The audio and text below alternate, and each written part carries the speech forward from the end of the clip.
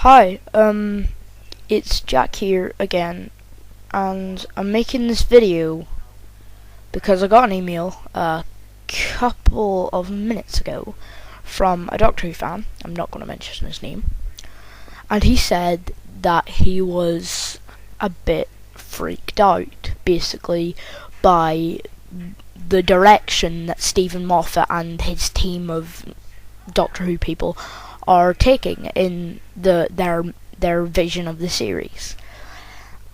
Because if you've seen the pictures and you've seen everything, you will notice that it is changing a lot. I mean, honestly, it's just going freaking crazy with all this stuff that if you've only watched the new series, you probably won't be accustomed to. So, yeah. Well, I'm going to tell this fan now, and any other fans that feel the same, don't be frightened, don't be freaked out by this new vision of the show. Because Doctor Who is all about change. If it wasn't, it would have ended in 1966. And probably I wouldn't be as big a fan. If it wasn't for RTD, I wouldn't know anything about Doctor Who. I mean, I've seen it in top 10 children's TV shows once, and I was a bit amused and quite baffled by it, and it looked quite interesting. But I'd never really got anything past that. So just in this video, I'm going to talk about what changes are happening, and that just to reassure you that Doctor Who is all about change, and you know, it's okay for it to change, because everyone has their favourite era of Doctor Who. I know mine personally is the 70s. You know, you've got Tom Baker and you've got John Pertwee, and just two really good doctors packed into one decade, and they're just both freaking amazing. You know, almost all the stories are good. You know, it's a real gold mine for Doctor Who in those days. And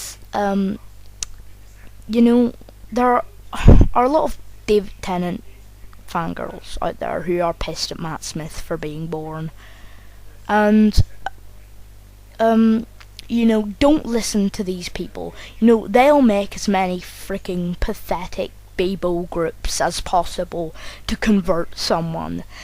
But all I want to say now is that these people want to make Doctor Who the David Tennant and Billy Piper Power Hour. They want it nothing more than that. They want 45 minutes each week of David Tennant and Billy Piper kissing each other's asses. You know, and I think most of us don't want that. So, let's crack on, and anyone who doesn't agree with me is a fucking moron. No, you are entitled to your own opinion on this. I'm not going to push anyone, but this is my own view of it, and in my opinion this is how we should be reacting to it. So I'm going to talk through what's changing in the next series, and I hope this video goes well and I don't rape it. So here we go. Doctor Who. Yeah.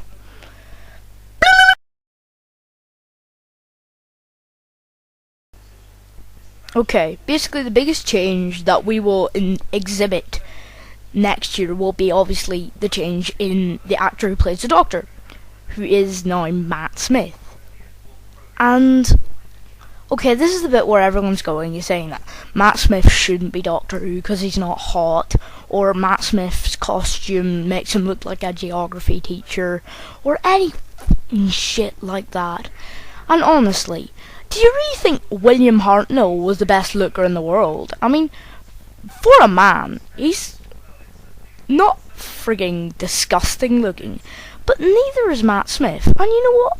Who frigging gives a shit what the Doctor looks like? I mean, I know sometimes the costume can look a bit stupid, but in this case it doesn't. I mean, I thought Christopher Eccleston's looked ridiculous. Looking back on it, I'm imagining people who've grown up with the series. I mean, like, compare all the original series actors' costumes to Christopher Eccleston. Everyone would just be like, WTF? And because it was just strange looking for them. And obviously, if you're a new fan, this is strange looking for you.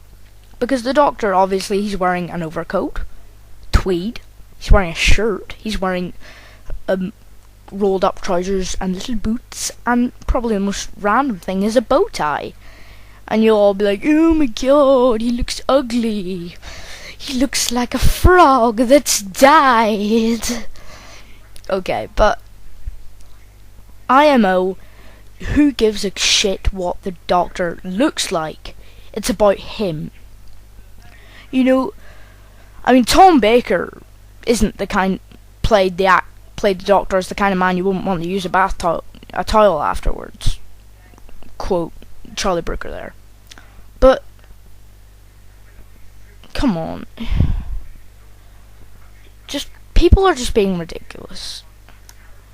Okay, yeah, David Tennant was a good doctor, but Matt Smith could be even better. You don't know. And there are some ridiculous people who come up with the excuse that, yeah, well, I saw him, you know, in like different productions. No, you didn't. Shut up. Because you freaking haven't. It's obvious that you haven't. Don't be ridiculous.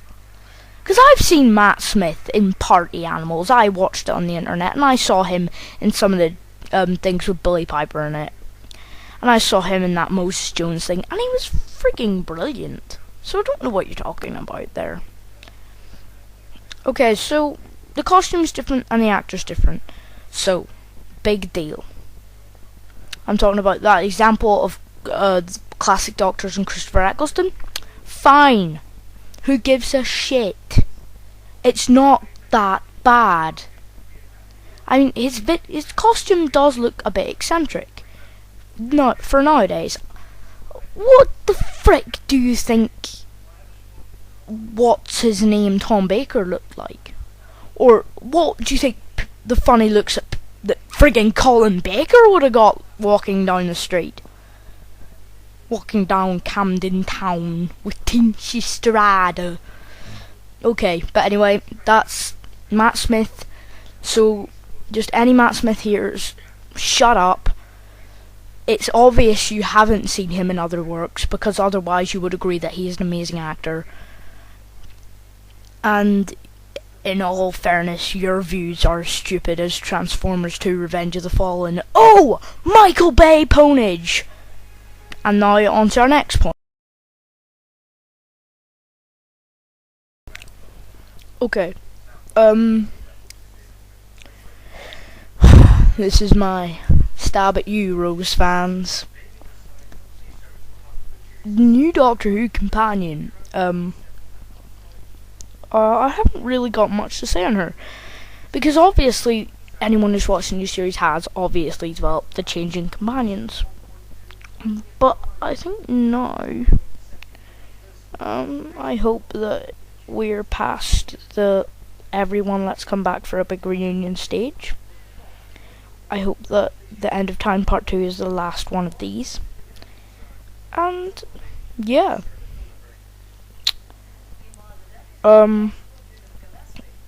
Well, she looks hot. She obviously has a reasonably nice clothes, and she looks interesting and different, which is kind of all that we really want in a Doctor Who companion. She comes from Scotland, and I freaking hope that she does her Scottish accent, because Scottish accents rock, with an A and a W. So, and yeah, just kind of that.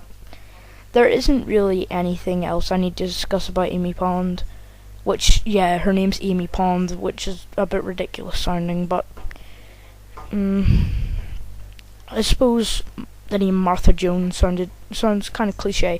So anyway, this video is getting a bit too long, and what I'm going to do is split it into two parts, because last time I made a video like this, it was too big.